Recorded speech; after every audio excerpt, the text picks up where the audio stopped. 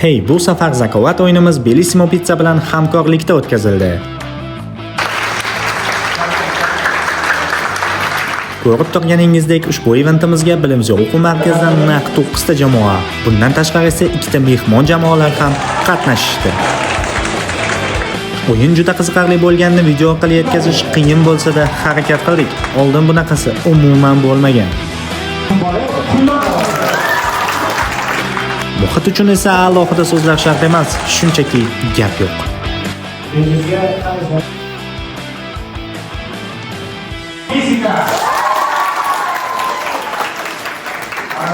Yangi manzil, yangi savollar va yangi jamoalar.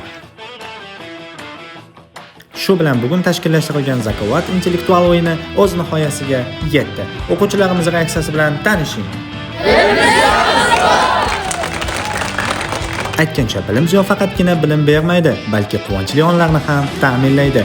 Bellissimo ham shunchaki pizza sotmaydi, balki quvonchli onlarni mazali bo'lishini ta'minlaydi.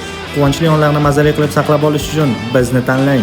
Bilimzorda va Bellissimoda ko'rishguncha xayr.